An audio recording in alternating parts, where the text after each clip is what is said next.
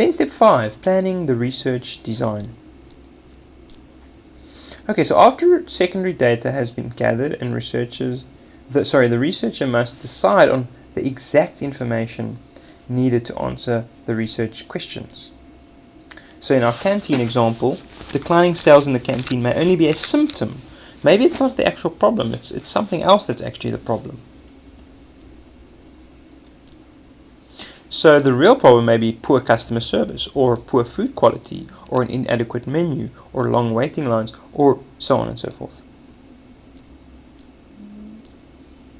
The research design specifies which research questions must be answered, how and when the data will be collected, and how the data will be analyzed after it is collected. It also looks at the budget. What amount of money is going to be needed at what times. Collecting primary data will only commence once all the relevant secondary data has actually been consulted already.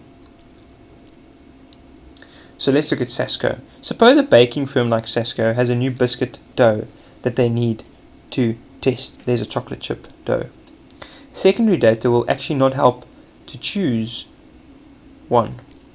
They will need to do primary research. They will need people to actually taste the dough and the texture and look at the appearance of the biscuit to be able to tell them what's the best way. So secondary data is not going to help them there.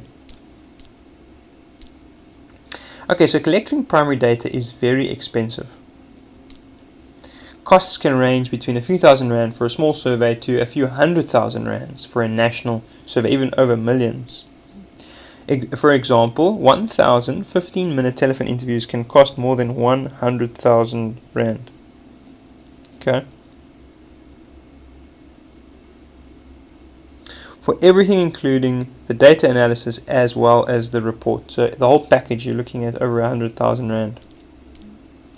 Okay, let's look at some research techniques that are used. There are many techniques available to marketing researchers to collect primary data, but we're going to discuss 3 of them: surveys, observation research, and experiments.